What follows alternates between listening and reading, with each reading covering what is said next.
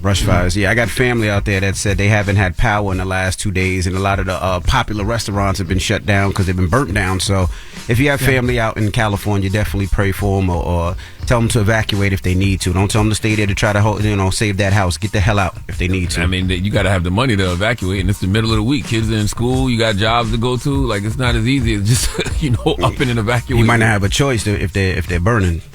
I mean, I wish more people could afford to have the choice. Is what I'm saying. You know what I do wonder too? I want to ask a firefighter this: why do they throw water on the forest fires, but then they tell you like not to throw water on like electric fires or grease fires? Like, I wonder what's the difference. Every fire is different. Yeah, every fire is different. Yeah, and that's why I wonder why. Depending how they spread. Yeah, I wonder why. Yeah, different ways how to they're ignited. Different power. Yeah, different ways to handle different fire. Water would not handle a grease fire. We know that.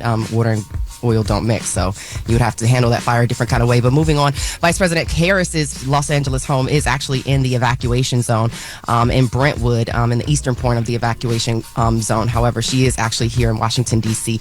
The fire whipped past at least 80 miles per hour, has burned nearly 3,000 acres of land with no containment. Now, the VP has issued a statement saying her heart goes out to those impacted by the devastating wildfires, and she also went on to say that her and President Biden are committed to ensuring that no community has to respond to the disaster alone, adding that they have already mobilized federal resources to suppress the fires and provide overhead support. Moving on, this is just, again, that's a very sad situation. Moving on, the United States, we're still in mourning of the 39th President, Jimmy Carter. Now, his remains arrived yesterday after being flown from Georgia earlier in the day. Carter's family and hundreds of lawmakers watched as a honor guard carried his casket up the steps to the Capitol. He is now lying in state at the U.S. Capitol. Vice President Harris delivered the eulogy during a memorial service in the Capitol Rotunda yesterday and noted how Carter was able to broker peace between Egypt and Israel, adding that he was a respected global leader who will be remembered for his legacy. Let's hear from VP Harris on late President Carter. Through his unshakable belief in the power of American diplomacy, he secured the Camp David Accords. He instituted full diplomatic relations with China, which he would later call one of the most historically significant accomplishments of his presidency.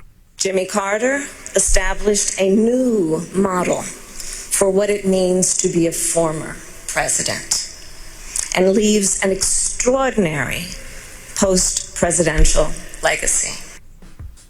I bet President Carter's spirit is like, if you don't hurry up and bury me. I was thinking the same thing. I was just thinking, when did he die? Because I feel like it's been a while. I died at 100. I'm ready to go. I don't need to be lying in state at the U.S. Capitol. Y'all been watching me lying in state for the last decade. I was just thinking, I was like, when did he? I thought he died like way before New Year, like right, like Christmas, like the day after Christmas, right? He kind of did because he was kind of already dead. Shut up, man. Shut up. Like, we used to see him like a couple months ago. He was just laid out, mouth wide open. All right. He looked like he was lying in state then. For some time. All yes, right. he was. That's crazy. For some time. Well, that's front page.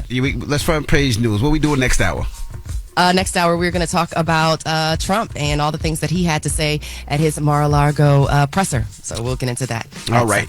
And everybody else, get it off your chest. 800-585-1051. If you need to vent, call us up right now. Again, 800-585-1051. Get it off your chest. Call us up right now. It's The Breakfast Club. Good morning. The Breakfast Club. It's a new day. This is your time to get it off your chest. Wake up. Whether you're mad or blessed. It's time to get up and get something. Call up now. 800-585-1051. We want to hear from you on The Breakfast Club. Hello, who's this? Hey, this is Mainstream out of Atlanta, Georgia, man. What's up, Mainstream? Good morning. Get it off your chest, brother. Hey, man, first of all, man, good morning to everybody. Charlamagne, Envy, Jess, good morning to y'all. Peace, brother. Good morning. Now, I want to speak on this Luigi thing, man. I know y'all going to disagree, Charlamagne, I hear what you're preaching. I've been listening to y'all for 10 years. I know your angle. But my wife is in the healthcare field, right? And when they're charging people $1,000 for a pill that cost them $10 and your family members are dying because they can't afford these pills, that's what people are upset about. That's why people are in support of Luigi, because some of these pills that they charging $100 a pill, they're paying $1 to make. And the healthcare field is getting over on us so bad that people are dying left and right. How do you expect somebody to feel sorry for Luigi when our loved ones close to us are dying because we can't afford this medicine? I agree with you about the price of medicine. I understand everything that you're saying, but killing people in the healthcare field isn't going to change the price of medicine. Like you said, your wife is in the healthcare field. What if somebody got upset because, they got charged, too much money wherever she works at and they decide to kill her? Would that solve anything? But that's how I know how much pills cost, because she's one of the ones I know that's fighting to lower the cost of these pills. She's finding ways to help these people get pills at a cheaper price. Absolutely, but people don't know that. All they know is that she's a person that works in the healthcare field. Yeah, that man didn't deserve to die. You know what I mean? Even though, you're absolutely right with what's going on with the healthcare and the pills and the medicine 100%. and the shots. Yeah, 100% you're right. Absolutely right. I actually think that it should be free, but that's a turning whole other people conversation. down, yeah, it is foul, but that still doesn't give a person the right to just handle it on his own and start killing people. And once again, right. you said your wife is in the healthcare field, and I'm sure that she's doing a phenomenal job, and she's trying to help people. But for the folks who don't know that and just look at her and say, "Oh, she's a symbol of the healthcare system," and what if somebody wanted to take her out? Yeah, that's. Would you agree with that then? Understand? Would you be so understanding? I get what you're saying. I get what you're coming from, but it's levels to it. There's levels to it. All right, man. Well, have a good one, brother. Hello, who's this? Yo, what's up? This is X.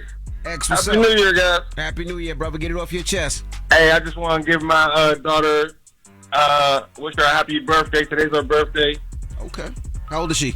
Hey, Charlamagne, you drop a clues bomb for my daughter one time? Drop one of the clues bomb for your daughter. What's her name again? Arce Scott. How old is she? How old is she, brother? She turning 6 today. That's what it is. Man, I got a beautiful 6-year-old at the house right now, man. What you doing with your birthday? What you doing with your daughter today for her birthday?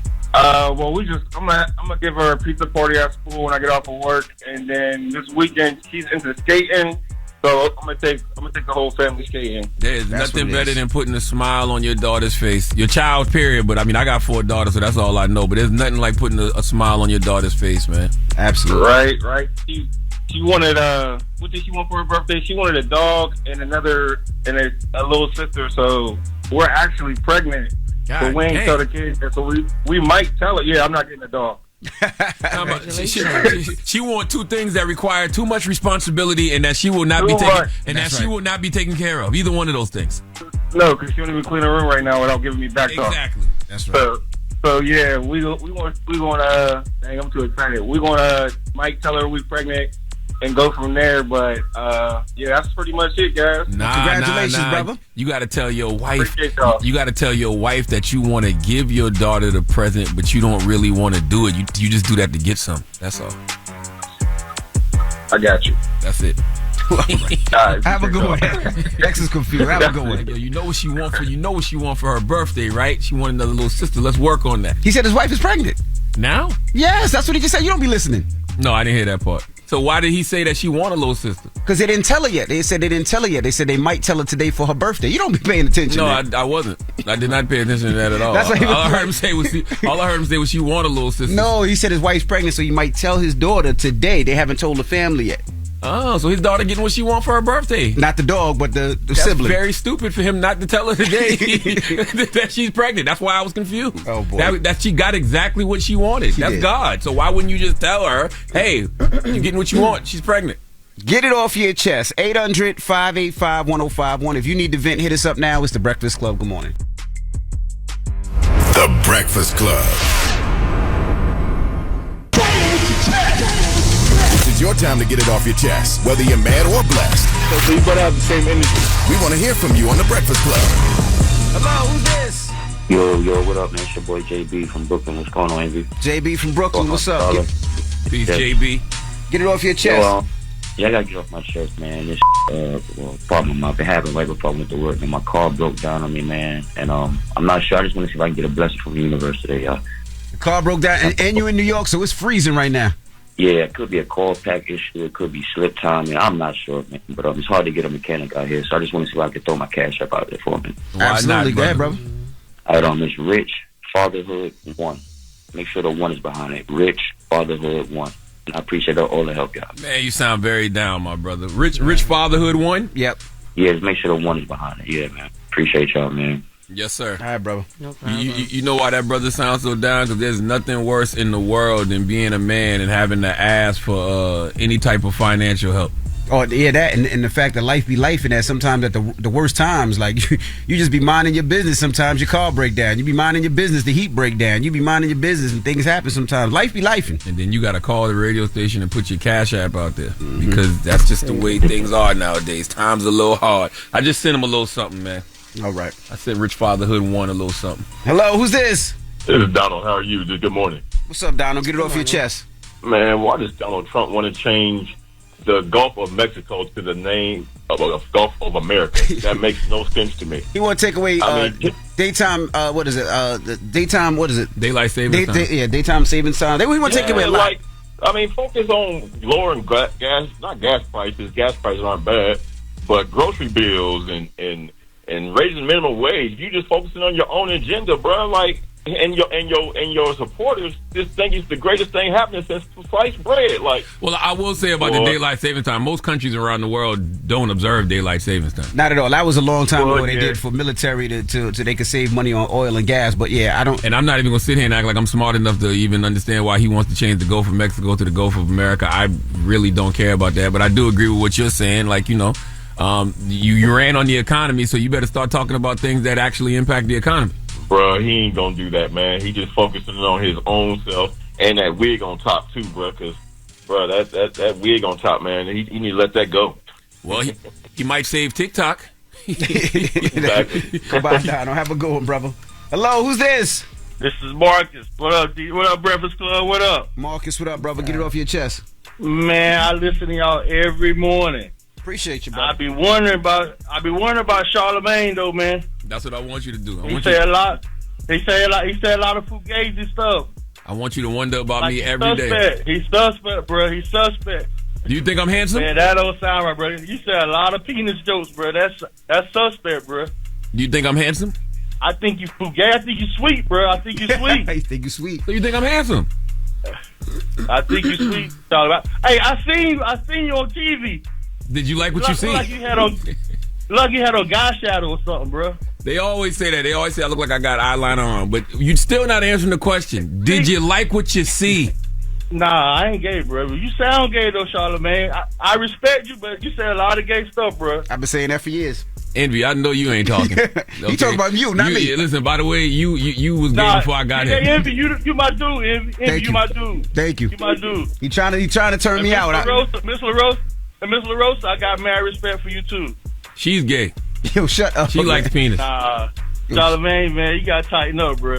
No, I can't be tight and loose at the same time. Jesus Christ, Mark. You gotta pick one. Loose ain't good, bro. But look, I love y'all, man. I'm a big fan. Hold on. So you like it tight? Hold on. So you like it tight? That ain't cool. So you like it tight? Listen to you, man. Listen to you. I'm asking you questions. We having a conversation. You say loose ain't cool. Nah, I don't rock like that, man. I don't rock like that. Okay. Marcus, you have a good one, man. No doubt, bro. You too. You be safe out there, brother. Get it off your chest. 800-585-1051. If you need to vent, you can hit us up. Now we got Jess with the mess coming up. Who we talking about, Jess? Dwight Howard and Shaquille O'Neal was beefing. Oh, boy. All right. Could you imagine if those two people fight? What? One is 6'3", the other one's 7 foot? I wouldn't want to fight Shaq if I was anybody. 7'3", 7 matter. Mm-mm. I wouldn't want to fight Shaq. We ain't never really see Shaq beat nobody ass, though. Somebody always got the best of him just a little bit, but we'll talk about it. All right. Just a little bit. We'll get to it next. It's The Breakfast Club. Good morning. The Breakfast Club. Morning, everybody. It's DJ NV, Jess Hilarious, Charlamagne the Guy. We are The Breakfast Club. Let's get to Jess with the mess. News is real. Whether it's Jess Hilarious, Jessica Robin Moore, just don't do no lies. She don't spare nobody. Worldwide Jess, worldwide mess. On The Breakfast Club. She's a culture shift. She was able to get y'all to see something and understand something that nobody could get you to see. It's time to set it off. Okay, so this is not really happy news, but for those who know Twitch from the Ellen DeGeneres show, he was the executive producer of that show. He was also a dancer and a DJ. He died by suicide back in 2022, and we was shocked by his suicide because from how he was remembered consistently. He was a very happy person, didn't show any signs of struggle and all of that. But yesterday, People exclusively released an interview with his widow, Allison Holker. And during the interview, she had shared some things that she had realized about him having an alleged drug addiction while she was preparing for his funeral. The moment I was with one of my really dear friends, and we were cleaning out the closet and picking out an outfit for him for the funeral. And it was a really triggering moment for me because there was a lot of things I discovered in our closet that I did not know existed. And it was very alarming to me to learn that there was so much happening that I had no clue. So it was a really scary moment in my life to figure that out. But it also helped me process that he was going through so much. And he was hiding so much, and there must have been a lot of shame in that. And he was wrestling with a lot inside himself, and he was trying to self-medicate and cope with all those feelings because he didn't want to put it on anyone. Because he loved everyone so much. He didn't want other people to take on his pain. But it was very alarming and scary to find those things and have never known. Yeah, she claimed that he had like a bunch of drugs, like shrooms, pills, and other things that she needed to look up on her phone that she wasn't familiar with. And she said these things were hidden in shoe boxes. And then following the interview, his family and friends had reacted to her comments. The first to say something was TV personality Candace Dillard Bassett. She's one of the housewives. And she had said, I'm not even going to say it, but this white woman is doing everything but protecting her black children and her black husband's legacy. She could have kept that in her therapist's office. Shaking my head, I respond, I mean, I agree with that, because it's like, damn, you know. But if when you look at it on the other side of things, you got people like other fans who were saying like she was probably trying to bring awareness of, you know, mental illness and drug abuse or whatever like that. And Candace followed up by saying she could have just easily taken this story to Essence or Ebony, where Essence or Ebony, where care would have been taken to share such a tragically intimate story of a black man's plight against himself. Now it's important to know all of this, that Twitch's autopsy, like his report confirmed that there was no alcohol or drugs in his system at the time of his death. Even Twitch's cousin, Derrick, also went off on Allison. She said, I'm so tired of keeping my effing mouth shut, bro. She won't let our family see the kids. He wasn't an addict. He smoked weed and was actively trying to quit that. He wasn't some junkie. She also claimed that Allison made Twitch's mother and family sign NDAs in order to attend his funeral. Twitch's friend Courtney Ann Platt also chimed in and read Allison for filth. I'm just read a little bit of it. It said, this is by far the most tacky, classless, opportunistic act I have ever seen in my entire life. We all had to sign some weird NDA to attend his funeral. Even his own mother, who was treated like garbage this entire time. So it's just a whole bunch. Yeah, that, obviously you could tell that she don't mess with the family like that. That's what you could tell just from there. But I kind of agree with the family. I mean, it's certain things that I would have wanted to be left out. Like if he did have a drug problem and there was a situation that he was fighting and nobody knew, I say you protect it. That's just me. That's how I feel. I would protect any of my family members if that's what they were going through. Now, if it came out and she wanted to say it was out and about and everybody knew, that's a different situation. But you're telling people, I just think, you know, like the family member said, just for the sake of the family, the sake of the mom, the sake of the children, that's things that if she want to discuss with the family on the low, but not to bring that out to the public. That's just my thoughts. Absolutely. And she was interviewed by people to promote her new book. So she's promoting the book. Oh, that's why she's doing it. Okay, that makes sense. Like, you know, first of all, I'm sending healing energy to the family of Twitch. Until you said that part, Jess, I didn't understand the point of his widow telling those stories, unless she's probably trying to, you know, show people signs for folks to look out for. But she's selling a book, so that's what that's about. Right. But if you aren't even sure what Twitch is going through, why share that? Or what he was going through, why share it? Because she said she just found out when he passed, like she didn't know. So, but once again, she's promoting the book. Correct. Yeah, and the book is a memoir, and it comes out on Friday. Yeah, so. And not for nothing, there was no drugs in the system. They said the autopsy found there was no drugs. Imagine if he was just holding the drugs for his peoples. It could be a situation. But she's promoting her book, and it's not just about promoting her book. I don't want people to think that she's just using her, you know, ex-husband's death as marketing. She's telling her story. Correct. If that's part of her story, that's in her memoir. I get it. I mean, but she a clown, though, because that's too much. I mean, in my opinion, she's a clown. Gotcha. So that's that. That's Jess with the Mess as well. All right. Now, earlier, I know when we did the tease, I was talking about Shaquille O'Neal and Dwight Howard. You don't need to talk about it now. But you got to go to No, break. but I said he was 6'3". You said Dwight Howard was 6'3". He's not 6'3". He's like 7'3" or something like that, right? He's like 6'10". 6'10". Shaq is like 7'3". 7'3". It was like 7 and 7'3". I got the sizes wrong, but anyway. What's wrong with that? You always get guys' sizes wrong. Shut up. Like, you can't take anything serious. That's why the guy called earlier and said you always talking gay. About? That's why he said you're suspect. And Dwight is 6'10". Okay. Yeah, he's 6'10". Shaq is like 7'7". All right. Well, when we come back, we got front page news. Then we have the president of NAACP, Derrick Johnson, the president and CEO of BET, Scott Mills, and Chloe Bailey will be joining us. The NAACP Image Awards nominations were released yesterday, so we'll talk to them all about it. So don't go anywhere. It's the Breakfast Club. Good morning. You're checking out the Breakfast Club. Morning, everybody. It's DJ NV, Jess Hilarious, Charlamagne the Guy. We are the Breakfast Club. Let's get in some front page news. Morning, Morgan.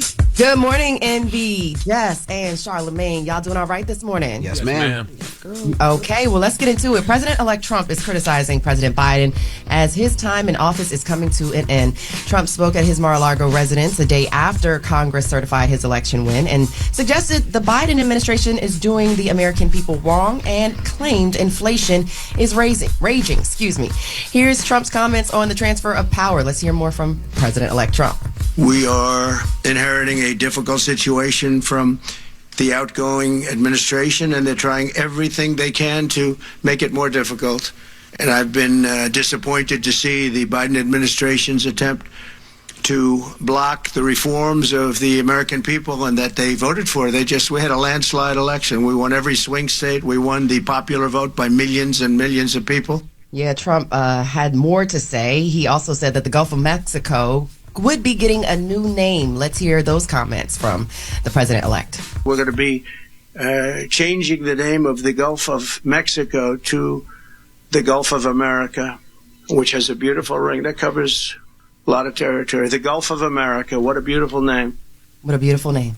What do you guys think about that? Gulf of America? We like it? Donald Trump. Whatever you want. Yeah. Donald Trump shows me what's politically possible. Trump shows me what presidents can do if they want to do it. Donald Trump shows me what can be said if you are willing to say it. It's not about what can't be done. It's about who has the political will to do it. I don't want to hear a peep from Democrats about nothing until they get the balls to say what's really on their mind in regards to this country and this world. Trump doesn't care if it sounds ridiculous. Trump doesn't care if it makes sense. It's no political correctness whatsoever. As I've been saying for years, the language of politics is dead, and Donald Trump killed it. Period. Well, while we're on the topic, President-elect Trump is declining to rule out the use of military or economic force to gain control of Greenland or the Panama Canal. He admitted that we need the respective countries for economic security, but he threatened to hit Denmark with tariffs if Danish officials didn't cooperate with his bid to take over Greenland. When asked if he would rule out military or economic coercion to get Greenland or the Panama Canal, Trump said, "I can't assure you on either of those two." Now, the president-elect also said he would consider using economic coercion to convince Canada to become the 51st state and part of the United States. Now, lest we not forget that President-elect Trump will be sentenced this week, Friday, January 10th. This comes as a judge is rejecting his efforts to stop his sentencing.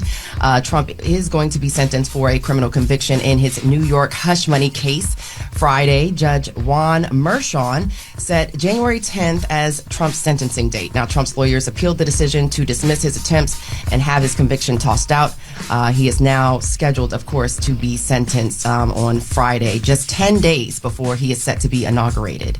Well, I can't tell you one thing. Everybody involved in that New York case, y'all on that list. I'm letting you know right now. You know Trump got a revenge list, and y'all on that list. You know who may not be on the list? Mark Zuckerberg. Now, Meta is ending its fact-checking program in favor of a community-based system similar to Community Notes on X. Now, the changes were announced yesterday by CEO Mark Zuckerberg and will affect Facebook, Instagram, and Threads. Let's hear more from Zuckerberg on that announcement. There's been widespread debate about potential harms from online content.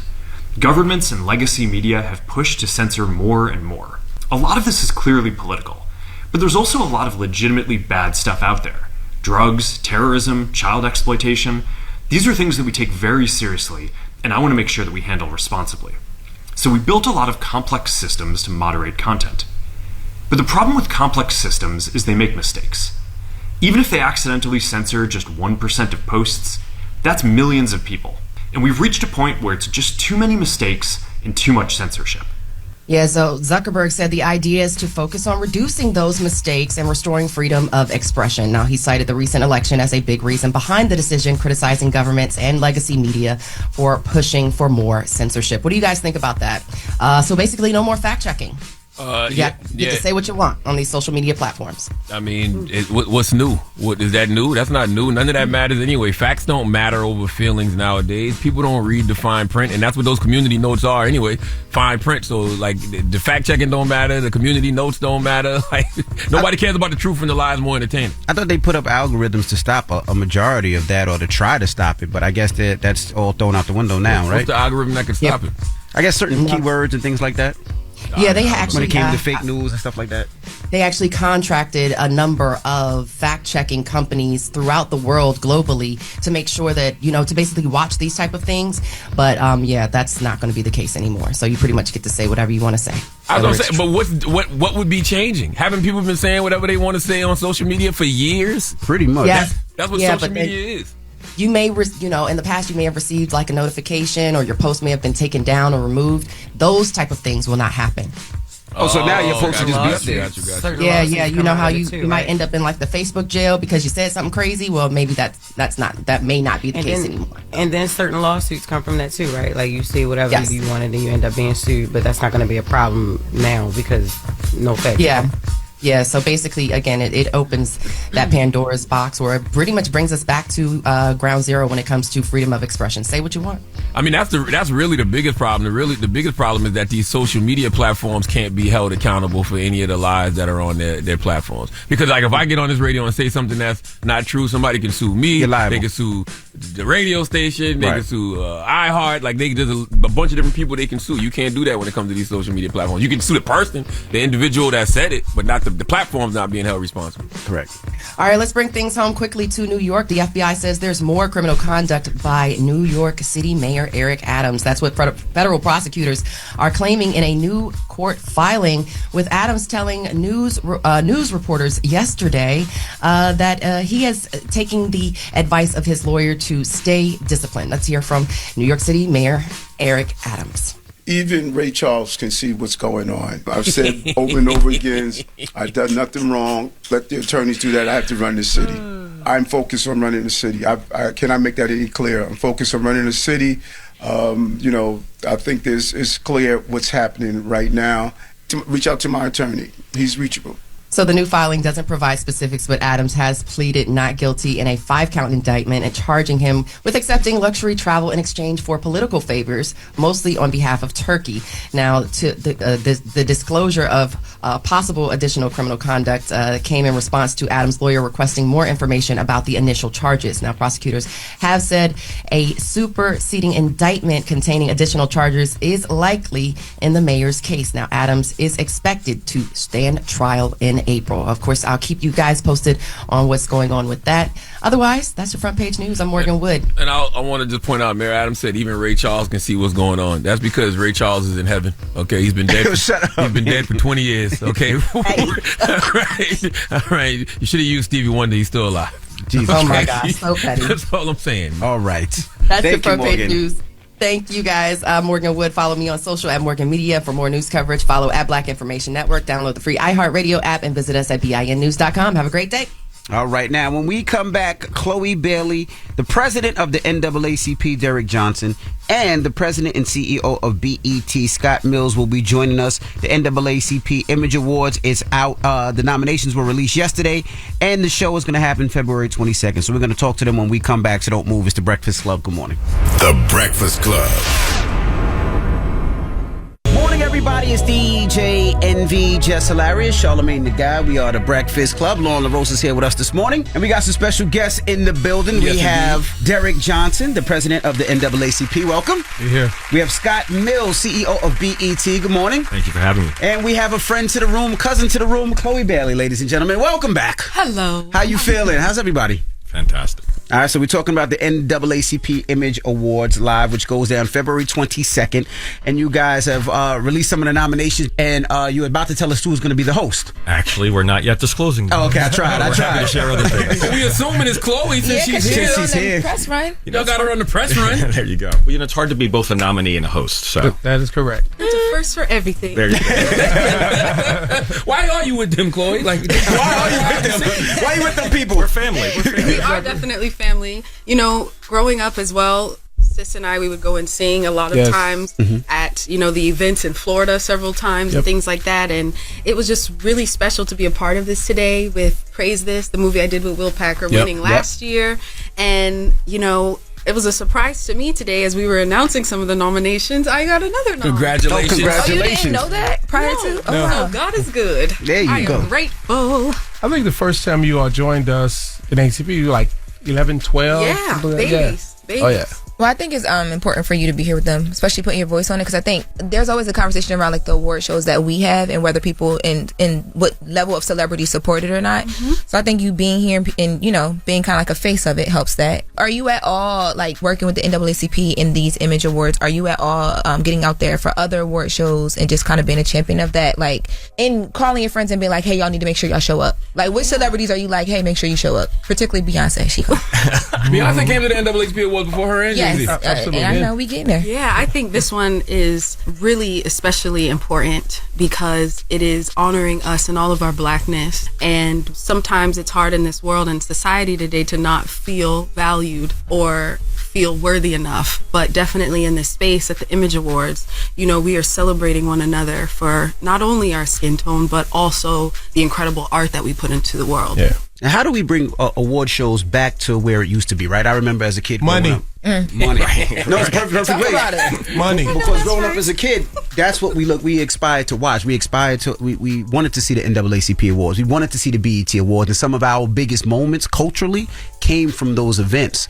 Soul Train as well. How do we get back to that? Now, you say money. What does that money mean? I mean, the large marketing houses actually put an emphasis on black culture in a way in which it's not exploitive for their product line, but that's supportive of for the culture's sake. What we have seen over time is a devaluing of shows like Soul Train, which love Soul Train, but an escalation of resources for the Grammys or the Oscars or the Emmys, while their viewership has been going down. They're still investing in it. But then they say your viewership is down. Yeah. You don't invest. But if you invest, people want to see black entertainment. People want to appreciate the culture. And it's not just in the U.S., it's globally. I agree with that, but, there are some black people who think white ice is colder. There absolutely are. I mean, I think one of the things that was interesting post, that very brief moment of racial renaissance we had in this country post murder of George Floyd. The black squares. Right. At that moment. The post that, when we were preparing to do the Image Awards with the NAACP, I would get these calls from journalists and they'd say, is there still a need for the Image Awards? Aren't we beyond that? And I said, you're so white. Right. And I said, first of all, I think that suggestion means you really don't understand why the Image Awards exist. It doesn't exist because we were excluded from other places. First and foremost, it is about that our community values being recognized and celebrated by our community. And that has absolute value. But the second thing is, what we understand about this country is it's terribly fickle, right? So today, oh yes, we're wonderfully popular and you want to include us in all of your award shows, but this is not going to sustain. And what the NAACP in the partnership with BET, we have a consistent commitment to celebrating excellence in our community. And that's really what our partnership for the Image Awards is all about. Question for you guys, because even in planning the show, right? So BET works with the NAACP to have the awards, the program on the network. People always give you guys a lot of flack for what's on the network and what's not, saying that you need better shows or whatever the case may be. But the award show, the Image Awards, it's always a good show in my opinion. How much do you get tired of the conversation of BET doesn't have good stuff to watch, that's why we don't watch it? Well, it's fascinating. I think there are always going to be people who are critical. That's the reality of the situation. It's really fun. This morning before coming over, I listened to your best of clip that you guys have online, and one of your featured guests was Miss Pat, right? And it was through Lee Daniels reaching out to BET to say, I have this series that only BET can create. The only platform in the world that can actually put this series out there is BET. It scares everyone else off. It's an important message. So we looked at it. We love Lee Daniels. We greenlit the series, right? And it actually secured BET's first Primetime Emmy nomination because it was a really breakthrough show. And now everybody knows who Miss Pat is. And she's going on. We're actually in the 5th season of that show. And whether it's that or the nominations that we've received for DR from Detroit. I love that show. Right? It's a fantastic show. DR Kilpatrick is an amazing talent. And the show is great fun. And the amazing work we do with Tyler Perry. The reality is we have the biggest investment in Black-focused content than any platform in the country. And even with that, you're never going to be able to satisfy every single audience. Right. And so we recognize that there are going to be things that people love. There are going to be things that people wish for. There are going to be things that, people keep on saying, bring back music video shows. Music video shows don't work on linear television. That's just the reality of it. So what we focus on is what are the things that actually our audiences are really consuming and enjoying. So Tyler Perry's Sisters, we're going into the 8th season. It is the single most watched show among Black people on all of television, not all of cable.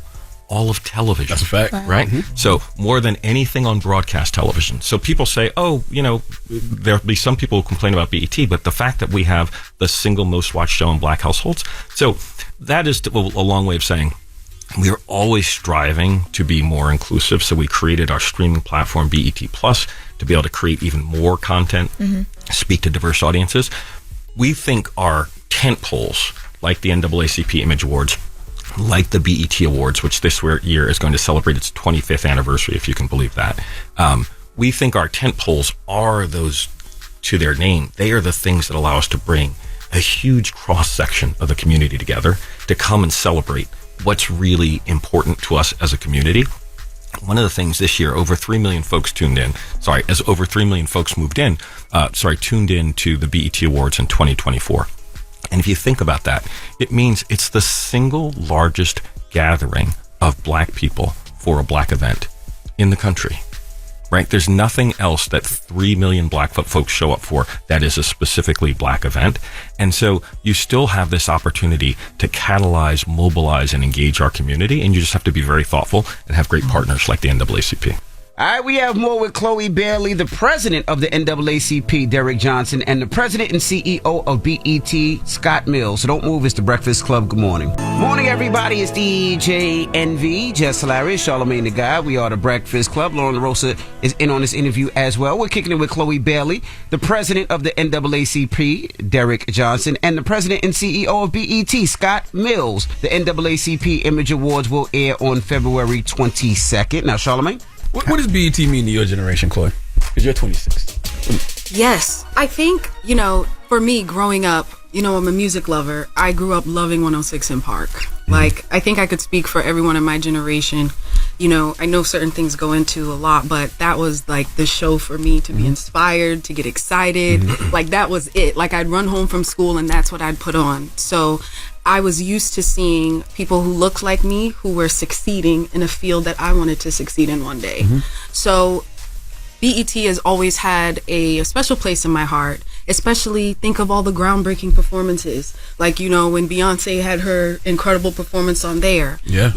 I'm so grateful that I got to be on that stage 2-3 times. One of my favorite performances that I did on there was on BET. It was like this surprise Treat Me mashup. So it's like, I feel like BET gives a platform for all Black artists, whether they are at the top of their game or whether they're rising. And I think it's really special to have that support. So when you hear that, Scott, what do you think? First, CEO. So I love it. And one of the things that we focus on is we understand people love 106 in Park, right? And so the fact that it doesn't work as a linear television show doesn't mean 106 in Park is over, because we can bring 106 in Park back as a podcast. We can bring 106 in Park back as a digital experience. And we are evolving what 106 in Park will look like in 2025, because it does have that very important role. Oh, so y'all are bringing. Is it happening? I've heard that you guys are trying to figure out a show like that. Yes, and we've got a number of really exciting executions, because it's also we're approaching the 25th anniversary of 106 in Park as well. So we'll get a little bit AG and free on that 25 year.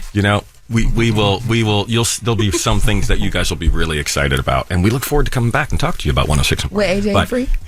There you go. Noted.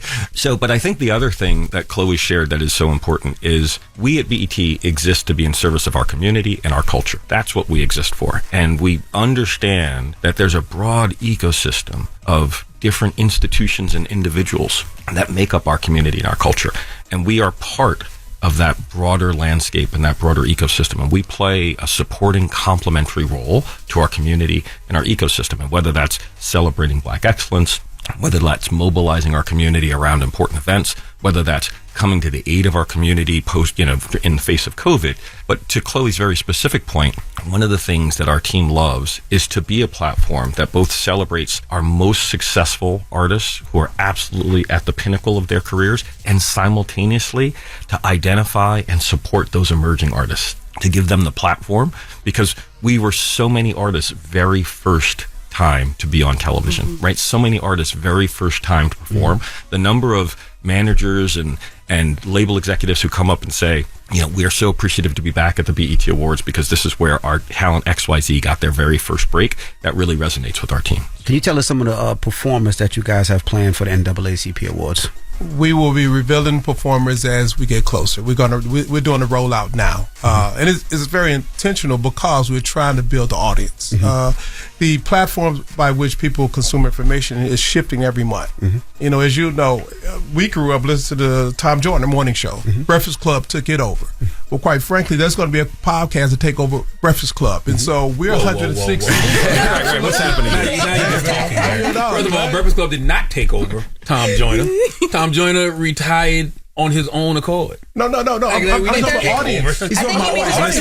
No, but it's two different audiences. Tom Joyner was urban adult contemporary. He catered to the 25-54 demo. We came around 18 to 24. And the Breakfast Club is a podcast, not just a podcast. We're the #1 black podcast in the world and have been for 8-9 years. You're doing everything perfect, but somebody going to do it better later. Is that going to be next month they come up, or is it going to be next year? You're doing everything perfect. Why do we do that as black people? I don't know. You started that. So you just asked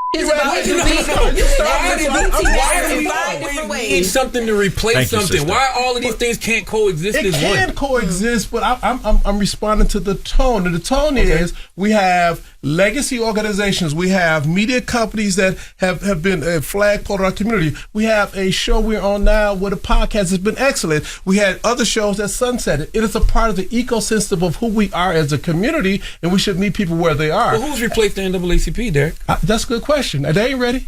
But that's what I mean when I say that. Like, why do we do that as a people? Like, just replace that. Like, no, everything can coexist as one.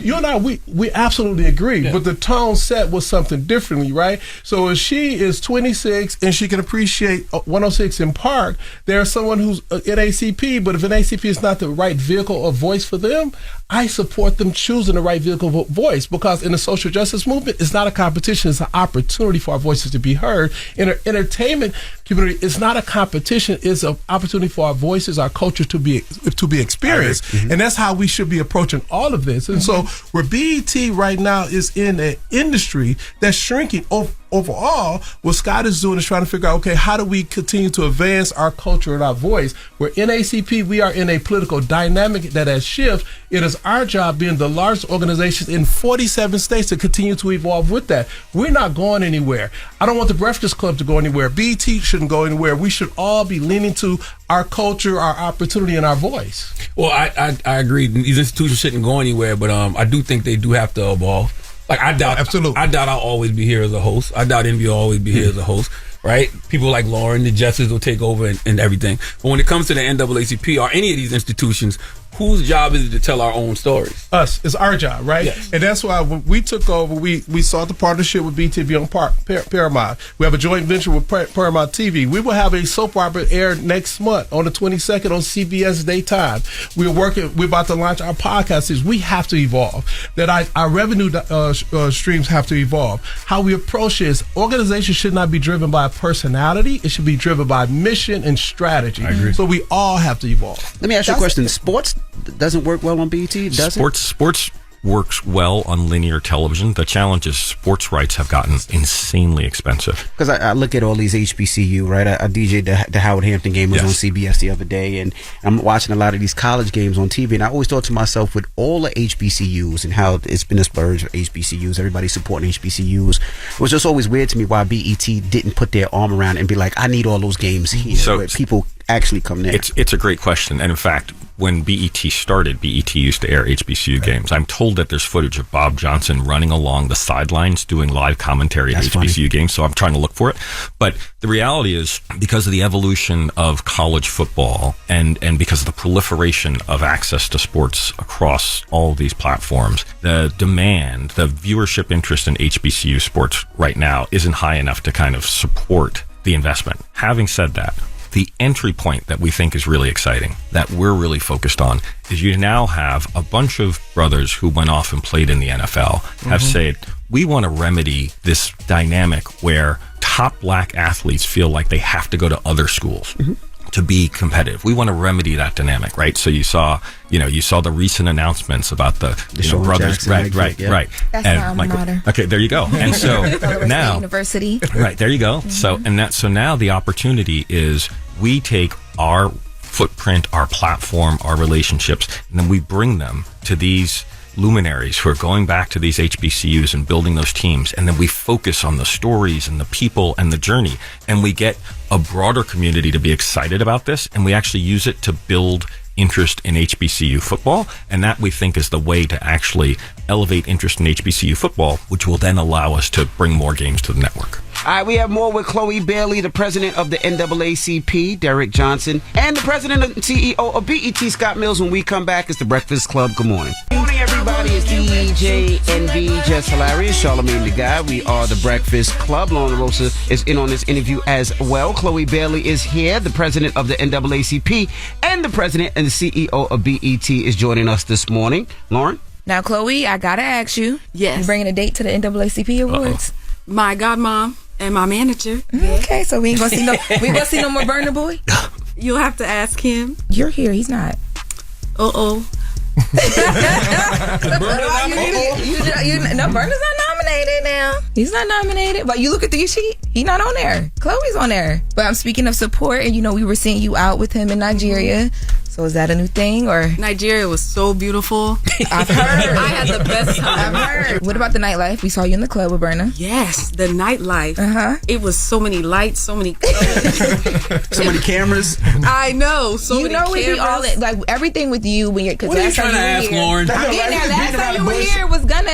Now it's Burna Boy. We want to know: is that your boo? Is this the thing? Y'all together? Do y'all go together real bad? Y'all just having fun? What is it? Well, I'm a grown woman. So, I had a great time in Nigeria. I really did. So I guess I'm not going to get an answer on if you cared about when you left. There was the video. People were like, oh my God, the Chloe time is over. Now he's out with this random other girl. What? I didn't see that. Burna Boy, he was out with a random other girl. Snitch, because I didn't even see that. All over the internet. But it's because y'all were so heavily together. We were like, oh shoot, we don't see her do this much. Yeah. And then, so. Hey, he's a grown man. Just like I'm a grown woman. I could imagine dating at 20-something and being put on the air by being super famous. Cameras. Oh my God. Could you imagine the stuff that you did when you were young and somebody videotaped you? People are expecting the minute that they see her on that carpet, they're going to be looking. Like, because anybody that she's with is always a thing. Anybody she's with. Like, she could have been going to Bible study. I mean, she got lessons.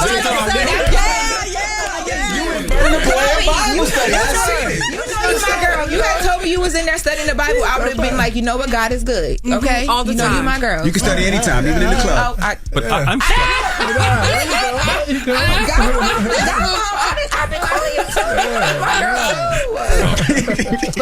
got my pen. I have the questions that I'll be wanting to know. I don't think Godmama done gave you that look. Keep it up. Twice. No, me and Godmama. Behind the scenes, Godmama already got on me before, so I love her. So she gonna let you know though. But no, honestly, I don't mind. I mean, I hate to say this, but it's my life. I mean, it's what I sign up for. So I can only expect it. It's just about how I handle it, how I handle myself. So I don't think it should ever be pissiness towards the people who ask me. You know? And I think as a woman watching you navigate it, I'm always interested in how you deal with that because, for instance, you're here about the NAACP Image Awards, but it's like, we want to know that, so we have to ask. And being a person who's now learning how to be in the light of everything, I'm like, how do you deal with plus that? her love life is very slow, Chloe. Like very slow. Very slow. I know you got a roster. Whoa, sis. She don't. No, she don't. She really don't. Come on. Roster. You like boom. Her phone is dry. Dry as heck. One thing I learned about getting on this radio.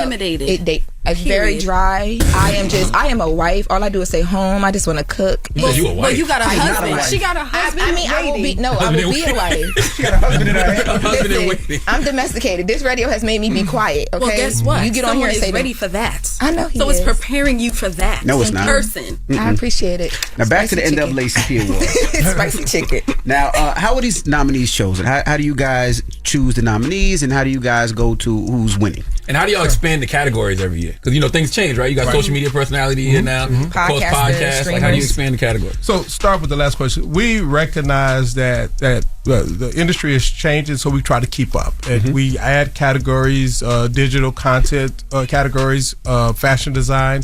There's a panel of close to 500 people, half industry, half non-industry, that's been selected across the country. And those are the individuals that review the materials and they nominate. Oftentimes, I don't even know what's being nominated until I finally get it. And then once nominated, some of the categories are voted on by the public.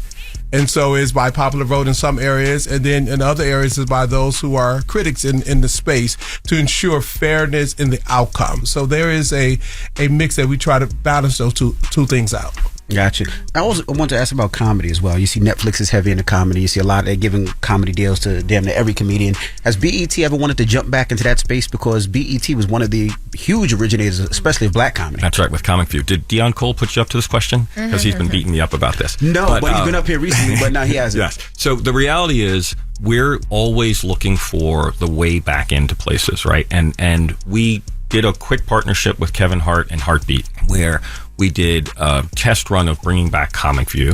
And part of the thing is that really understanding how our community wants to consume content, right? And also understanding some people will use certain content as a loss leader for other things. And I'm not saying who would be using it as a loss leader, but there are other platforms that are paying using content as a loss leader for other things. So we're working with Dion right now to do a really fun thing in stand-up comedy. He'll be thrilled that you put me on the spot and asked the question. But we think comedy clearly works, right? We see it working with the Miss Pat show. The series we have with Dion, Average Joe, is a thriller that has a comedic line through it. We really see that our audience loves comedy. Miss Pat, in addition to her Miss Pat show, we do Miss Pat Settles It, which is her doing a crazy court show. And so our audience is loving it. We think in 2025, given the way the world has changed, people need to laugh even more. And so there'll be an even greater demand for comedy. So we're leaning into it in a big way. Have there been conversations, Derrick, about changing the name of the NAACP, since some people think colored people is a slur? No. No. As we sit around the table, we got all the colors around the table, don't we? Yeah, no, we have not. I mean, if we get caught up in semantics, we lose focus. And there's no need to go to the semantics. We are an organization that's been around 116 years. That's significant. When you talk about this concept of a surplus mindset, that what we can do, we can stick together, we can work together, we can prosper together. Oftentimes we say, well, black folks won't do what we can do, what we haven't done. We got to get away from that and not get caught up in semantics. At the end of the day, are we being effective with our mission, making democracy work for all and ensuring opportunity for our community? That's our focus. The semantics go out the door. Yeah, I asked that because I think was it last year? It was it was one of the presidents. I forgot from which chapter of the NAACP. They were upset because somebody used the word colored people somewhere. I have no idea. I know Stevie Wonder, every time I run across him, he asks the question because he's been saying y'all need to change the name. He's been saying that since like 82. Yeah. What does he see about the name that shut up. Y'all may not. Shut up. I haven't. Shut up. What? I'm just asking a question. It's a lack of subtlety. Right. At the end of the day, the Image Awards is the crown jewel of shows for African Americans. Right? It gives us an opportunity for all of us to come together and appreciate the culture we bring to this table. Save him. that. Right? And we do that intergenerationally across all of the platforms. That's right. And you can the voting is now open to the public at NAACPimageAwards.net. That's right. And we appreciate you guys for joining us this morning. Yes, and stop dragging Chloe around for no reason. She's busy. She got things she could be doing. She wants to be here. She out here for her people. Oh, okay. Yes. Okay. That's right, ladies and gentlemen. Yes. And do you want to host? Yes. If you were announced as the host, I think it would make so much sense because you out here outside. Right? We don't know what y'all plans are. Y'all putting pressure on her. They might have another host and you just effing it. And she says she want to host too? Yeah. Wow. Or if I don't host, I could sing a little song. Listen, we've been rolling. When we announce the host, everybody gonna say, "Oh, that is a great choice, good decision." And the host gonna come on with Scott and gonna talk about why that person is the host, and y'all gonna say this is the best thing that could have ever happened. Absolutely. Collaboration be dope. Chloe, girl, I know that's right. Go Chloe. Chloe and Burna Boy hosting the NAACP. That collaboration would be great. That'd be a great collaboration. And you all can take credit for it. He brought that back up. I did. All right. Well, it's Chloe Bailey, Derrick Johnson, Scott Mills. We appreciate you for joining us. Check out the NAACP, the 56th NAACP Image Awards, February 22nd at 8 p.m. And it's the Breakfast Club. Good morning. Yes. Morning, everybody. It's DJ NV, Jess Hilarious, Charlamagne the Guy. We are the Breakfast Club. Good morning. Yes, thank you to NAACP President Derrick Johnson and the President and CEO of BET, Scott Mills, and my cousin Chloe Bailey for pulling up. That's right. Make sure you watch the NAACP Awards on February 22nd. Is Leon Thomas nominated for any NAACP Image Awards? That's a good question. He should be. Yeah. That's a bad boy, that. Yeah, he's going to be passing through one day this week, too. We're going to be chopping up we play Leon him. Thomas? No. We don't? Well, kind of. What you mean, kind of? We play Snooze every morning, and he's a writer on Snooze. Man, shut up, man. Leon, he's by far the best male R&B singer out today. Yeah, he absolutely positively gets busy. How are we not playing him on the radio? I don't know. Pull up something from his album, the new album, Mutt. There you go. I started to say Musty. I don't know why. I can't wait till summertime when people stink and I go Musty. That's all you want to do, huh? Yes. But shout out to Leon. Leon now. He's started on Broadway. You know his history and all that, right? Childhood star and all that. No, not really. Okay, well, if he comes by, I'll find out. All right. Well, let's get to Jess with the Mess. News is real. Whether it's Jess Hilarious, Jessica Robin Moore, just don't do no lies. She don't spare nobody. Worldwide Jess, worldwide Mack. On the Breakfast Club. She's a culture shift. She was able to get y'all to see something and understand something that nobody could get you to see. It's time to set it off. All right, so you got some more alleged beef with Drake. All right, so Chris Griffith, he's a designer, and he designs stuff for like sports, boxers and all that type of stuff. He posted some DMs between him and Drake, and he alleged that these DMs are real. When he posted about it, everybody picked it up, all the blogs and everything. Academics said he spoke to Drake, and he said Drake is saying that the DMs aren't real. So, and when he posted these, he said that he never intended for this to go public or anything like that, but Drake apparently switched sides, so he wanted to put it out there. Now, he had sent, I'm going to read the DMs, he had sent Drake a picture of some gloves or whatever, right? And he said, damn gang, you want to follow me? Now, what he does is like he put the OVO stamp on the gloves or whatever, right? And he basically was just like expressing to Drake like, yo, I was down for you, you know, from college days playing Views on repeat with the volume high and all that, from standing outside your shows in the cold with my baby brother whose OVO deal fell through the cracks after coming to Toronto or whatever. He basically said he put the OVO patches on Javante Davis gloves and all of that for free. On the shorts, and, on the shorts, the shorts, for free or whatever. And then Drake wrote back and said, you asking me to post a tape about you ratting on people, G. I just really don't come from a city or a friend group or where that is acceptable. I live by a code that's become law. We all just got to deal with our own S, and I don't really, I don't condone into this. I ain't got nothing to do with this, basically. And so what he's talking about is what Chris responded with. He said, a nigga tried me on some gay-ish while I was designing his collection. He's talking about Stephon Diggs, who he names in this. He said, I didn't go for it, and that's not ratting, champ. I survived the hit, and I had money on my head, so I spoke up. So basically, he's saying Stephon Diggs came on to him or whatever, but he didn't oblige in it, and so he had got attacked. He had got beat up in 2023. The attack was caught on camera in an LA apartment building, and Stephon, he alleges that Stephon Diggs' little brother actually was the one who started the fight. He, got beat up by Yo. You know about Stephon, the football player? Stephon Diggs. Wow. Yep. So allegedly, this is all allegedly. Allegedly, yes. Drake. So he says that's like me telling you that you ratted for pulling. This is Chris saying this to Drake. He said that's like me telling you that you ratted for pulling Universal's card because they played with you in front of the entire world. Much like my situation, you survived with your head held high and you spoke the F up.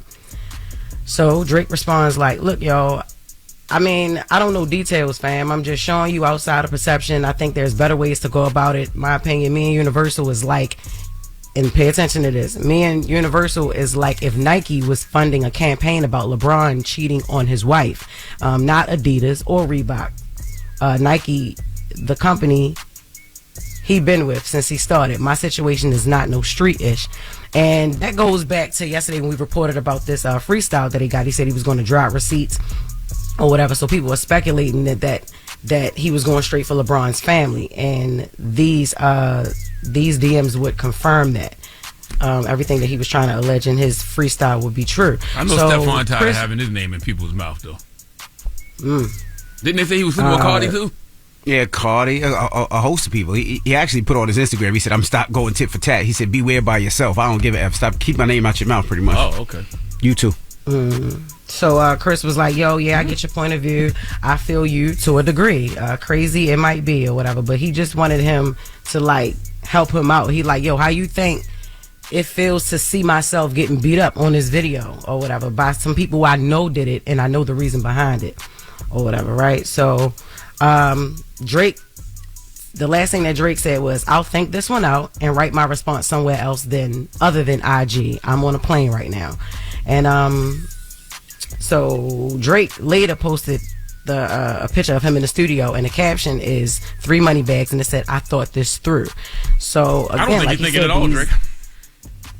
Yeah, he said he thought it through, but that's what he also said in the DM. So they trying to put that together with that, and it just looked like he just trying not to admit that the DMs are real. I mean, they could be, who knows? Allegedly they are, but we don't know.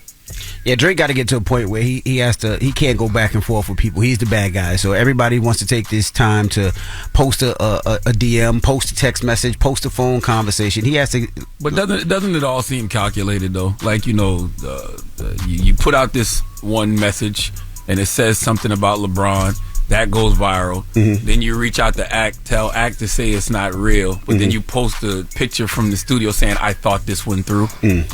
After saying in a freestyle, don't make me ruin your public image. Everybody said that was about Bron. Come on, guys. Don't let that. Come on. Well, I pray to God he could be the petty king. I pray to God he doesn't go that far. I don't want you praying to your light-skinned God. No, I'm just saying, because if you got a problem with somebody, take it to that person, right? And I hate when people do this, where if you got to punch me in my face, stab me, but when you start bringing my family involved, here you go, Jess. I don't want that. Punch me in my eye. But tough guy. No, I'm not saying don't be a tough. But I'd rather take. That's what you would do, right? You punch somebody in the eye, right? No, I'm just saying I would rather take a punch in the face than somebody mess with my family.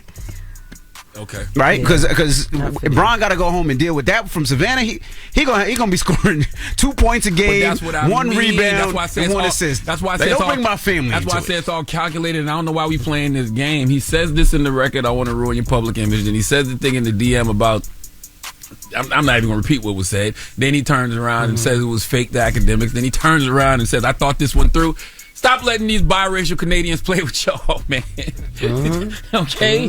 Cut it out. It's all Drake-ish, so it is what it is.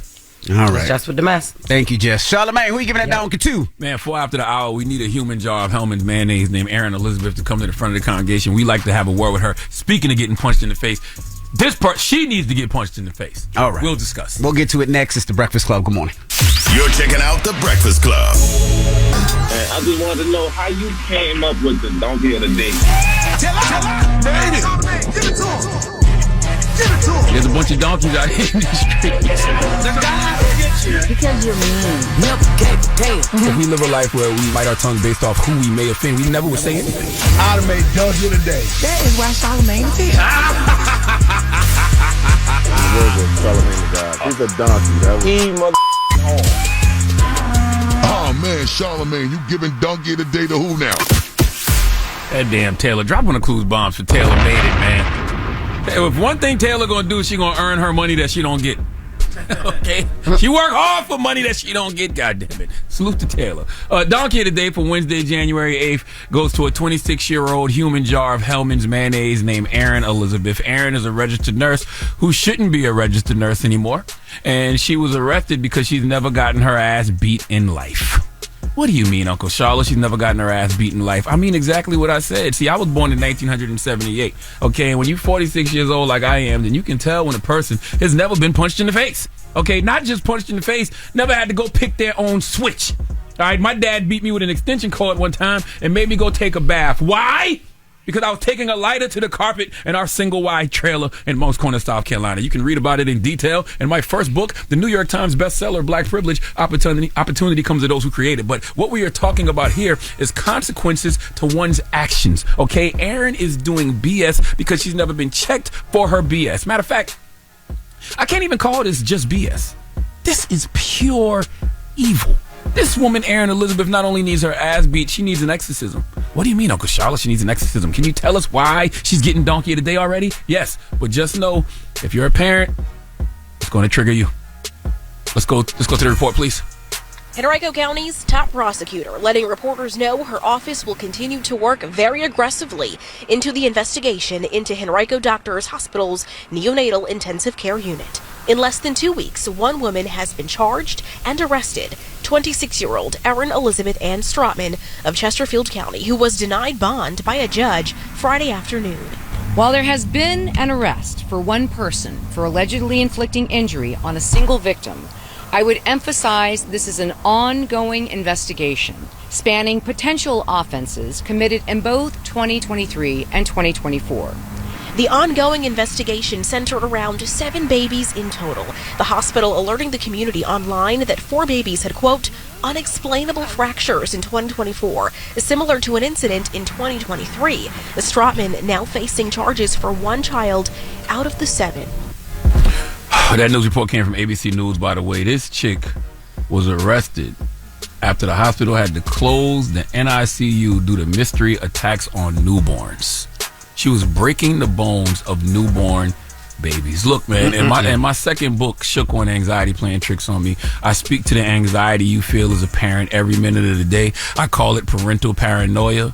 When our kids are out in the world, at school, or, whenever they are in the care of another adult, we want that adult to treat our kids like their own. That's why I respect all jobs where people have to watch over other folks' kids, because it takes a special kind of person to show someone else's child love, care, and affection. This evil, sadistic, wicked, ungodly, unholy woman who looks like a Twitter egg with a salmonella outbreak is not one of those people. Okay, folks who take advantage of the elderly and children, especially newborns, there has to be something worse than hell for folks like you. I don't know what that place is because I'm not God, but I do know we can create hell on earth for people like that, and it starts with her getting punched in the face. Okay, that should be part of her punishment. She's been charged with malicious wounding and child abuse. I think those charges should be upgraded to attempted murder, because when you're breaking the bones of babies, newborns, you could potentially kill an infant. But I think she should have to also square up with these kids' parents. The daddy and mama. F all that. Ain't no grace, ain't no mercy. Daddy holler while mama gets off on her ass. Okay, I'm not trying to understand why Erin Elizabeth did what she did. She got mental health issues. So what? So do I. Okay? But this is so diabolical, so deliberate, done with such intention, that I don't want to hear anything about Erin Elizabeth's mental health issues. I don't want to see her pleading insanity, playing crazy. This woman knows exactly what she was doing. And even if she is crazy, which she clearly is, even if she is mentally ill, guess what? Batman still beat the hell out of every villain in Gotham before they got sent to Arkham Asylum. So please give this woman, Erin Elizabeth, an ass-kicking, and let Chelsea Handler give her the biggest hee-haw. Hee-haw! Hee-haw! That is way too much Dan mayonnaise. Sometimes you got to get medieval on people, bro. Medieval? That's what I said. Okay. I know what you heard. You heard Medea because you a nigga. But I said medieval. Okay? All right? And sometimes that's what you just got to do. You got to get medieval on people. Okay. That's it. All right. Well, thank you for that donkey today. Mm-hmm. Now, let's open up the phone lines. 800-585-1051. Now, this is coming from the movie Mufasa. Have you guys seen the movie yet? No, not yet. I was out the country. I want to see Mufasa, and I want to see the Clarissa Shields, The Fire Inside movie. Jess, you didn't see Mufasa yet? No. Okay, so let's open up the phone line. So, in the movie Mufasa, if you haven't seen it, the reason that Scar and Mufasa have beef is explained, and of course it's over a chick. Now, why are you telling the movie? I'm just going to tell just a little bit. 800. You just told the goddamn movie. You just told the whole plot. No, I did not tell the whole plot of the movie. 800-585-1051. The question is, if your friend is interested in someone and talks to you about how to kick it to this person, but that person is interested in you instead, what do you do? 800-585-1051. Now, Jess, this has happened to you before? Your friend was interested in a dude, but the dude didn't like her, liked you instead? Yeah, well, we both liked him, but she just jumped out there and wanted to talk to him, and then he jumped out there and told her nah, because he had been looking at me. And so I started talking to him. That's it. Why would Mufasa and Scar be beefing over this? I was ready to say, so they changed up the whole premise of the movie. It's about a bitch? It's not. I don't know why he said this is about the whole premise. I didn't say that, but that's exactly what you said. That does happen in the movie, but it's. I don't want to give the whole details, but I ain't even know. I can't understand. I don't want to explain the whole thing like I explained to you. Like a red retard right now. Come on now, explain. You can't say that word. Yes, I can. No, you can't. I'm bringing it back. You cannot say that word. Right. You can, unless you identify as one. I am. Okay, it makes sense then. Then you can say it all you want. Yes. Say it again. No, I'm talking to you, little red retard. But listen, explain. You just explained the whole concept of the movie. So 800-585-1051, right? That the question is, if you are interested in someone, but the person you are interested in is interested in your friend instead, what do you do? Tell me about Mufasa and Scar again, because I don't understand why this would be the premise of the movie. Like, what? They were beefing over a woman? You want me to break it down now? You want me to explain it right fast? Yes. Okay, so I'm explaining it right fast. Everything. So, this is crazy. So, his name wasn't Scar at first. He had another name, right? And he was interested in this young tiger. Mufasa was young lion? a young lion. This guy here, and then turned the Lion King to the tiger. So Mufasa was his ride or die, and basically he told Mufasa, "I like this chick, but I don't know how to talk to chicks. Can you help me out?" And Mufasa was telling him things to say to make the chick like him, but he was saying it, but the chick still didn't like him, and the chick wound up liking Mufasa. Okay. So Scar was like, "Yo, bro, like I told you I liked her first," and he was like, "Well, that's not my thing." And Scar turned on Mufasa, and then you can imagine the rest. Well, you know, lions have no concept of incest or any sexual standards. Sometimes the male actually comes back to the pride they're born in, and then challenges the male and claims the female is the mate. And sometimes that female can be their mother or sister. So what's the problem? They could have been sleeping with the whole family, and nobody would have been tripping. This is so crazy. I mean, at least they ain't gay. I mean, they be trying to put that in everything. So, all right, I'll take it. We ain't but I seen the didn't movie know yet. it was such a backstory about. That's so crazy. We Like, ain't what seen the hell? movie yet, Jess. We don't know if they gay or not. Scar might have got his scar because he was fighting for his bunkie in lion jail. It would have been everywhere. It would have been talked about. gosh. He caught $150 across the face fighting for his bunkie in lion prison. Oh my This goodness. is But crazy. 800-585-1051. If your friend is interested in someone, but the person is interested in you instead, what do you do? Has it happened to you? Let's discuss. Depends how fine the person is. Jesus Christ. It's the Breakfast Club. Good morning. The Breakfast Club. Steady calling my phone. It's topic time. Call 800-585-1051 to join into the discussion with the Breakfast Club. Morning, everybody. It's DJ NV, Jess Hilarious, Charlamagne the God. We are the Breakfast Club. If you're just joining us, 800-585-1051. This conversation is inspired by Mufasa, the movie that's out right now. Now, in the movie Mufasa, when you watch it, you realize Mufasa and Scar really started beefing over a young lion, right? Scar liked the lion. He went to Mufasa for advice to how to talk to the lion, and Mufasa told him, but the young lion didn't like Scar, liked Mufasa, and that's where the beef started. So the question is, 800-585-1051. If your friend is interested in someone, really like somebody, but the person is interested in you, what do you do? So Jess said this situation has happened before. Your friend liked somebody, but dude liked you. That's the thing. We both liked him, but she, well, I just thought he was cute. Like, she liked him. You know what I mean? So she jumped out there and wanted to say something to him, you know, and he was like, damn, you know, I like her. Mm-hmm. And I was like, oh, okay. She came back. She told me. I didn't think it was a problem because she didn't say it was a problem. The way she presented it, like, oh, girl, like, he like you. Like, you know, so I was like, all right, that's what's up. I'm going to talk to him. Was it ever a problem or no? That's what it was. She just stopped talking to me, so of course it was. So it was a problem. She just kept it 100.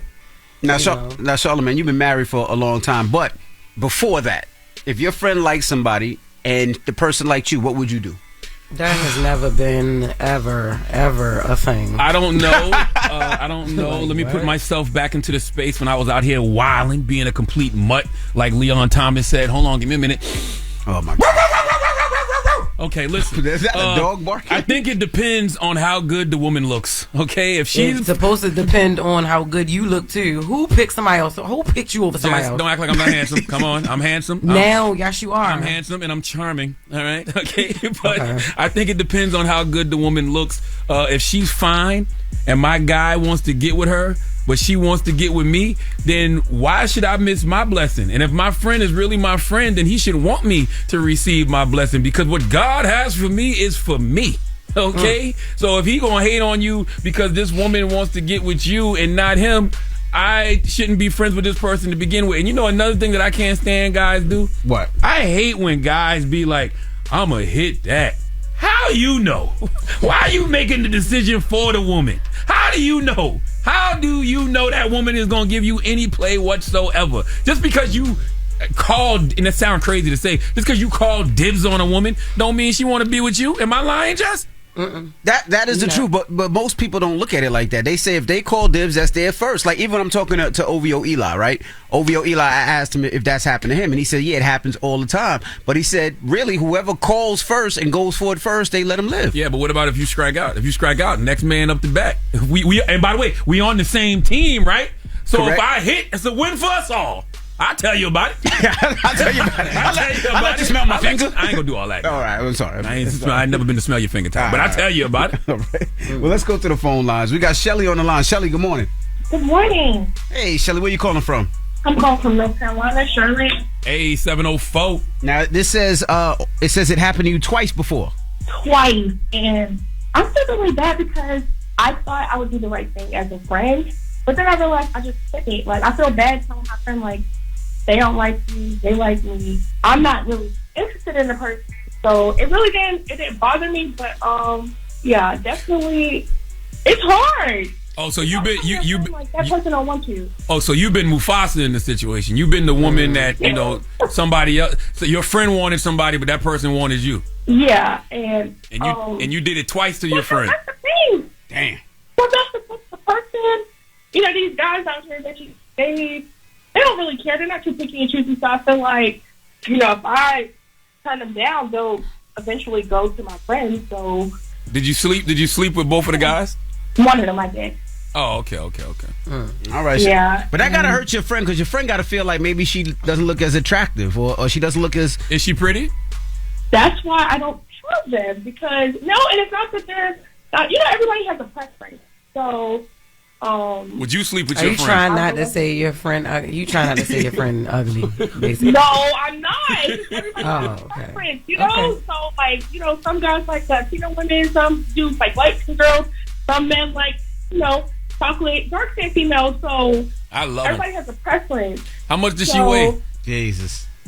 See, why do you? Oh, now we getting somewhere. now we getting somewhere. Play wobble, baby, wobble, baby. Wobble, baby. Happened twice. One friend is small, so that doesn't really count.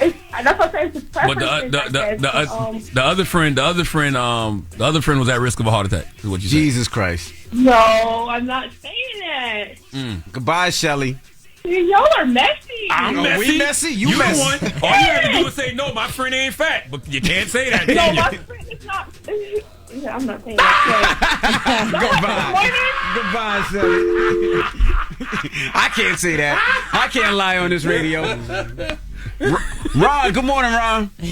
Good morning. Now, Ron, you broke code, man. Your man tried to holler at a woman, and you started talking to her? Yeah, we was in college. So he would tell her, "Oh, I'll talk to him for you. Let's go out to eat. I'll make him pull up." But he never told me. So he was doing blind dates with her, not letting me know.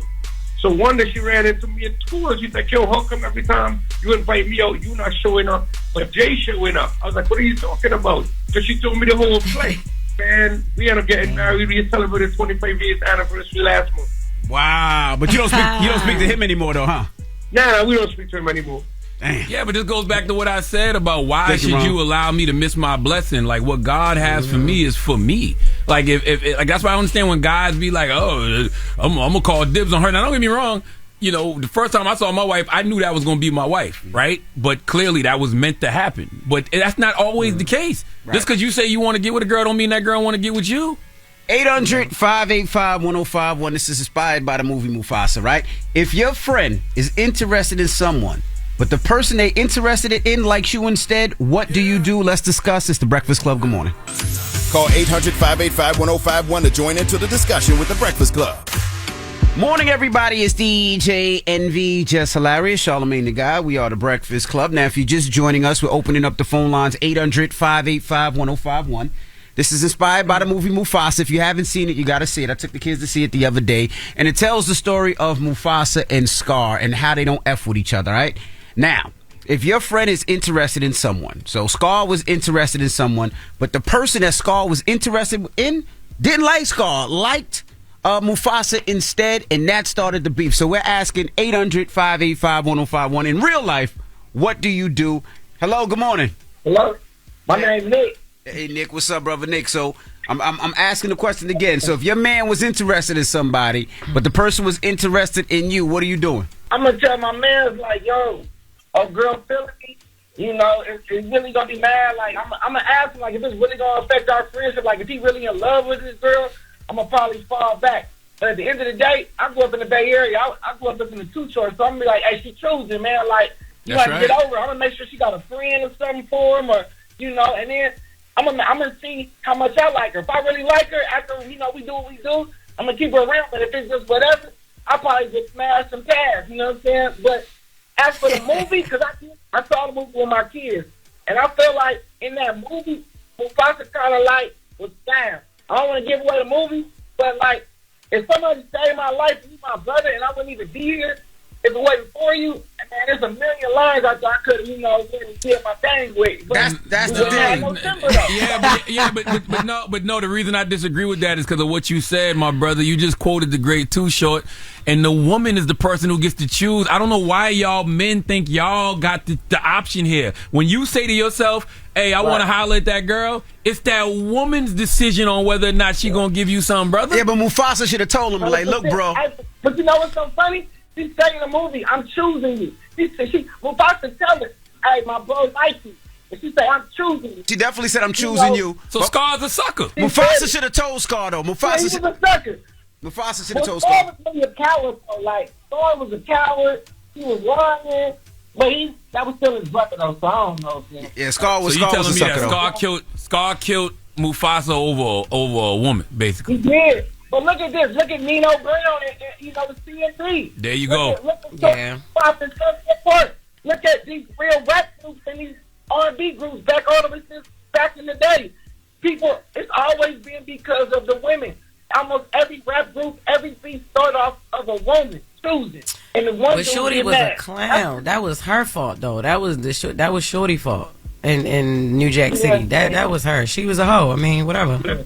But he was in love, though. Dudes be sensitive. They be feeling. They get mad. They get their feelings hurt. Because Mufasa and Scar would have never had a beef if Scar wasn't so sensitive. It was so much other things that happened in that movie that Scar could have been like, dang, bro, like, but it was all over Simba's mama. So what I'm getting is, this is a movie for adults. I shouldn't even take my son to see this. I should just go see Nah, this. it's good, though. Nah, I ain't gonna front. Like, they be singing a lot, though, and the songs be kind of funny, though. Like, bye bye, you're gonna die, bye bye. First of all, Ashton grown as hell.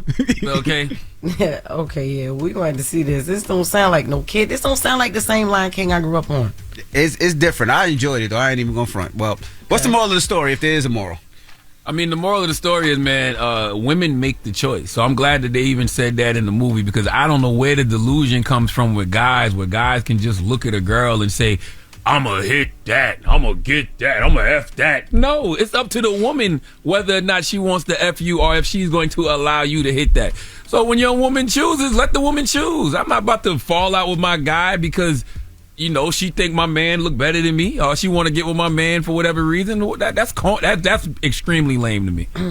All right. Well, I'm sorry if you haven't gone to see the movie. If I spoiled it for you, I apologize. Go see it. I mean, it's made a lot of money already from what I saw. Yeah, so it is. But we got Jess With The Mess coming up. What we talking about? All right, now we're going to get into Dwight and Shaq and all that comes with that. All right, we'll get to that next. It's the Breakfast Club. Good morning. I just got a new toy in the mail. Okay? What's wrong with you, man? I got a new toy in the mail, and this toy is amazing. Okay? It is, I can't say it on the radio, can I? Oh, you can say penis light. It's a Dick Tracy laser. Okay, he can say that. He can say that. Yes. He can say that. It's a D laser. And you see, what does it say? 1 laser plus 5 Ds. You remember the light that they shine? Remember you told that story, Jess, about Jamie Foxx? Yo, take that off my face, man. Take that off my face, man. What's wrong with you? Putting the penis laser on him? I got one. He's been walking around all morning long with his penis laser shining on people's faces. Not people, just men, okay? It's harassment to do it to anybody else. Okay. Let's get to Jess With The Mess. What's wrong with you? News is real, whether it's Jess Hilarious, Jessica Robin Moore, just don't do no lies, don't do no lies. She don't spare nobody. Worldwide Jess, worldwide Mack. On the Breakfast Club. She's a culture shift. She was able to get y'all to see something and understand something that nobody could get you to see. It's time to set it off.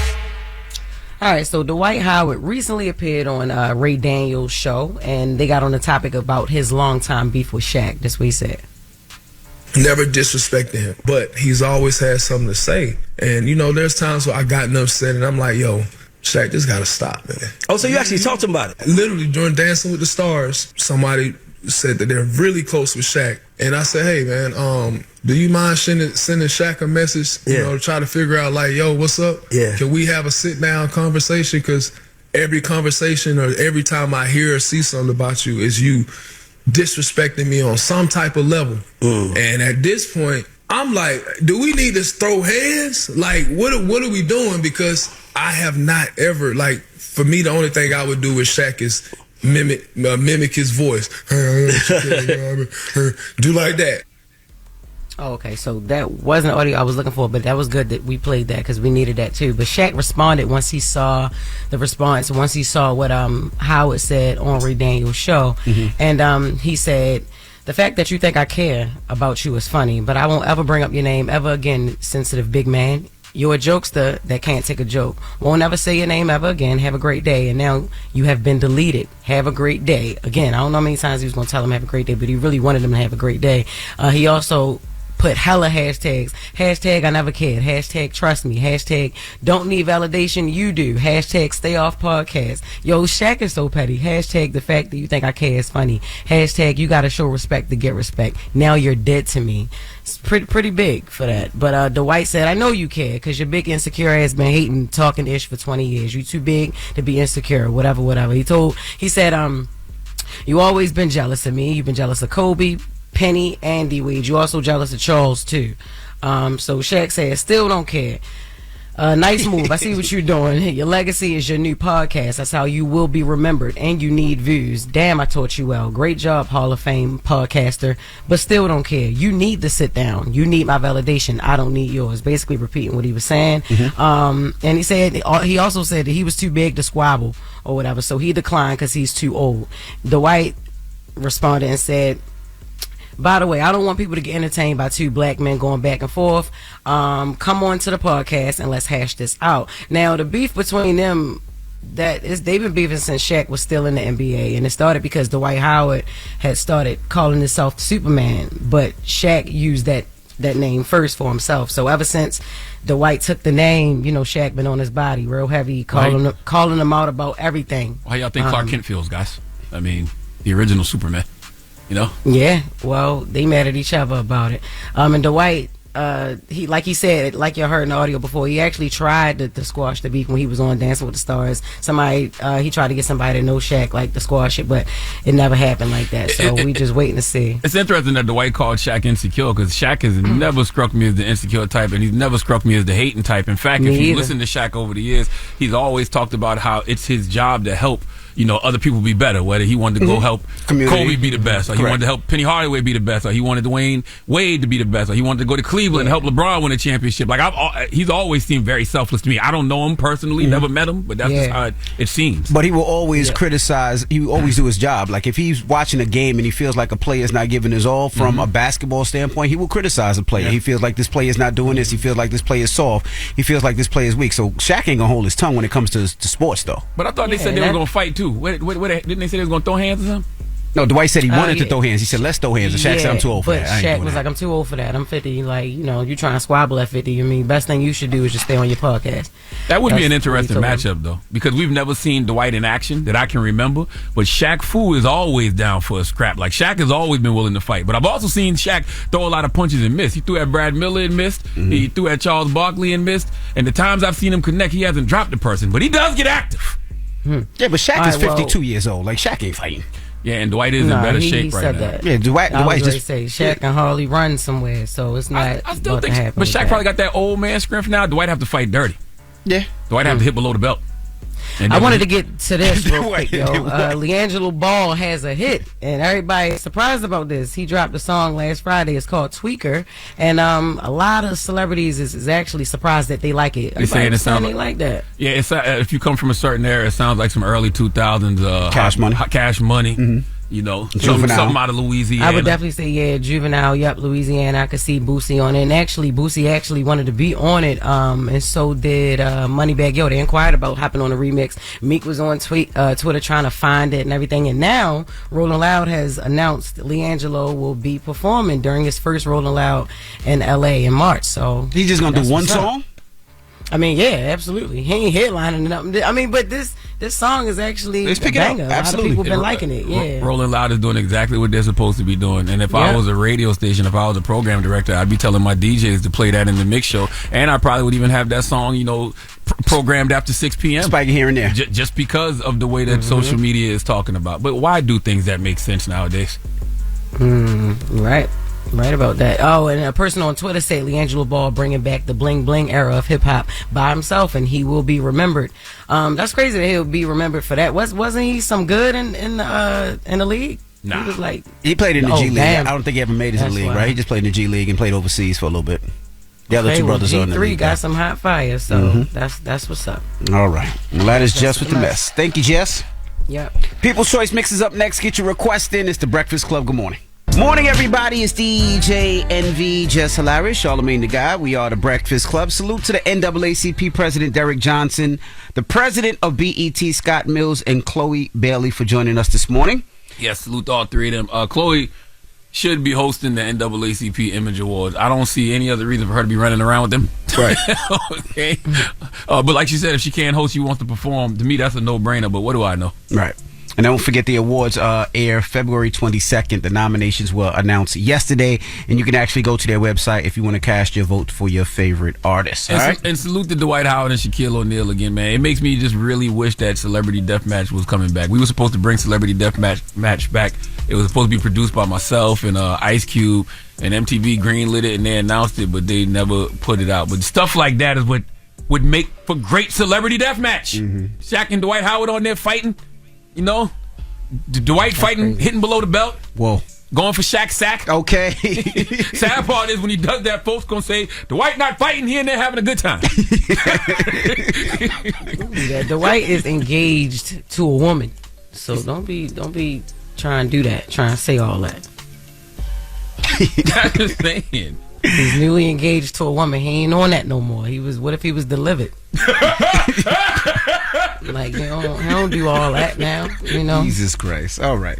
All right, when we come back, we got the positive notice, the Breakfast Club. Good morning. Morning, everybody. It's DJ NV, Jess Hilarious, Charlamagne the Guy. We are the Breakfast Club. It's time to get up out of here. Charlamagne, you got a positive note?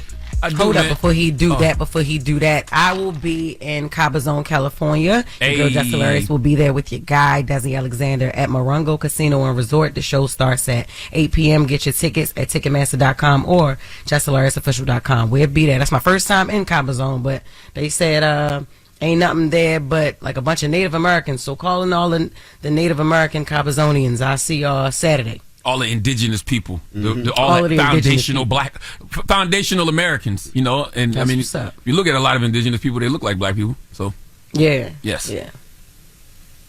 Get your tickets. All right, get your tickets now. JessHilariousOfficial.com. Now, the positive note is simply this, man.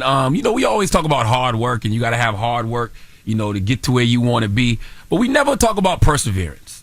Perseverance is a word that we got to start coupling with hard work, because perseverance is the hard work you do after you get tired of doing the hard work you already did. A lot of people do the hard work and then they get tired of working hard and they quit. But the ones that actually usually make it are the ones that have perseverance. So perseverance is the hard work you do after you get tired of doing the hard work you already did. Have a blessed day. Breakfast Club, bitches! Y'all finished or y'all done?